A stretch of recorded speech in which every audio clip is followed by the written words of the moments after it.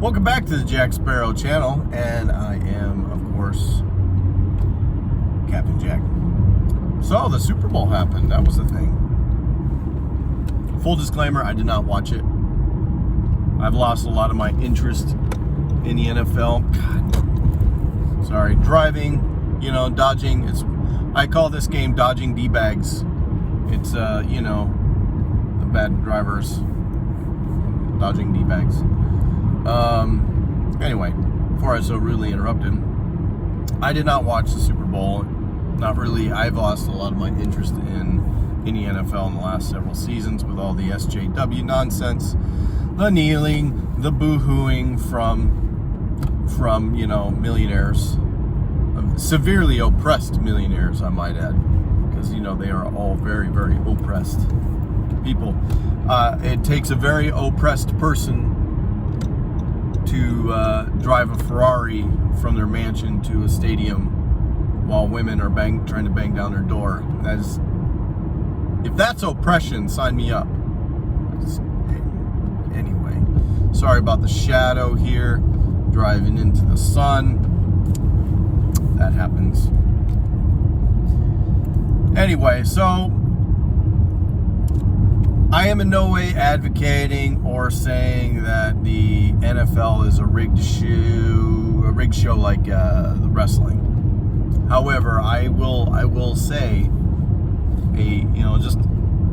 just thinking, just supposing, what if? Now, Tom Brady is the best to play the game. There is not a doubt about that. After all, Bill Belichick was sitting at home watching the Super Bowl while Tom Brady went from the Patriots to the Buccaneers and promptly won another Super Bowl. He's amazing. He's terrific. This goes without saying. Having said that, NFL is a entertainment company. They entertain. And like any good TV show, there has to be storylines, there has to be drama, there has to be, good ratings to stay on the air. This player's got to have beef with that player. This coach has got to have beef with that coach. There's got to be drama in terms of coaching firings or quarterbacks getting benched or what have you. There's always got to be some sort of drama to keep people intrigued, wanting to see more, wanting to see how the show ends. I mean, William Shakespeare said, "All the world is but a stage, and we are but the players." In any way, shape, or form, and this is why, again, I'm not advocating it, but with all the other weird crap going on, especially because of 2020 and now into 2020 extended, otherwise, also known as 2021, there's this sense that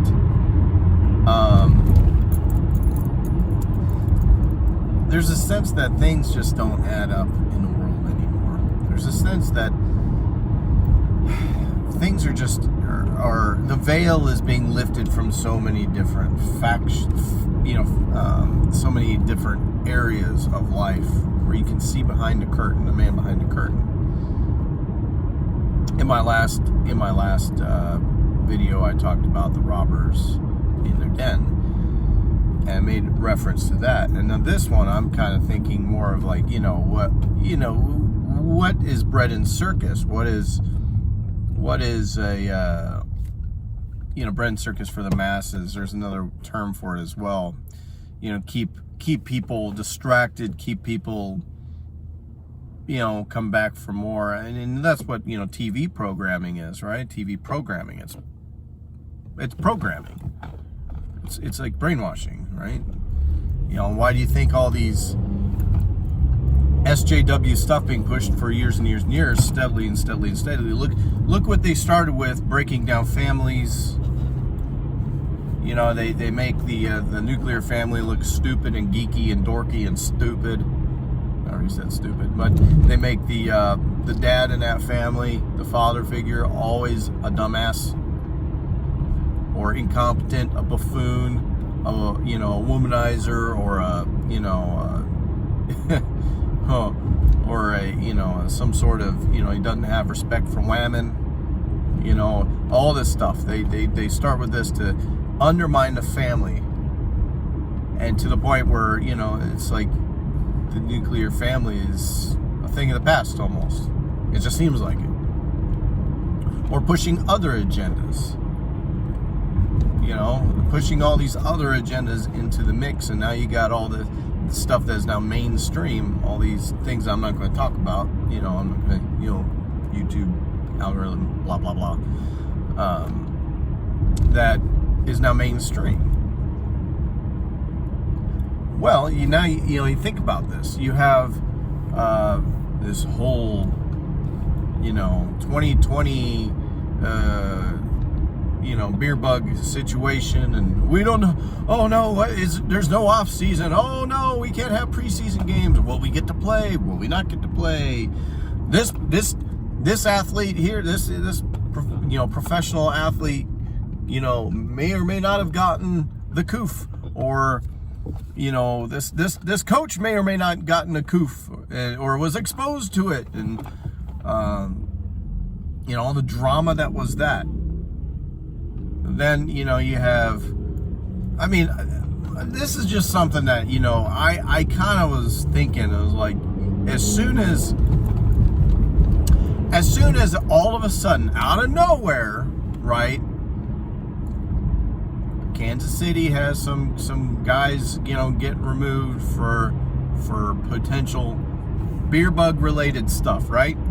A few days before, a week before the Super Bowl. And then the tragic thing that happened with Andy Reid's son with the accident, and I hope that little girl, being a father myself, I hope that little girl is going to be okay, and if that guy was, if that dude was intoxicated while driving, then yeah, take a tire iron to him. Never hurt the little ones. The little ones are precious. And but the drama that there, behind the scenes with that, and then the people out with the beer bug, allegedly. It's like, as soon as that stuff happened, I said, the Buccaneers are going to win this Super Bowl. See, I've followed this season. I just haven't watched any games this season, because I have a lack of interest because of the SJW stuff. I was like, the Super Bowl is going to be won by the Tampa Bay Buccaneers. It's not even going to be a contest. And then I was admittedly even shocked when it wasn't a contest. I was keeping track of the scores, and I was like, what? 6-21. Oh, jeez. And then it was 9-31. It's like, I knew it. It's just strange. Again, Tom Brady is the best, but it just seems more and more like, all the calls going Tampa Bay's way and against the Chiefs. Losing players right before, coaches right before, for whatever reason, doesn't matter. Just all these things stacking up against Kansas City. It's narrative. What makes a better storyline? What makes a more compelling storyline that brings in ratings and makes the NFL money? Is it Patrick Mahomes, who is a brilliant guy? He's a good quarterback, and he, Alex Smith helped develop that guy too. He's a brilliant young guy. He's fun to watch. He was fun to watch before I got annoyed with the NFL, but he was fun to watch. It felt like there's nothing he couldn't do.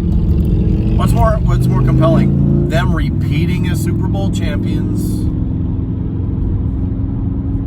and you know, slamming the door shut on Tom Brady, or a 43-year-old quarterback, you know, with a brand new team and a new system with all the challenges of the year, you know, that happened,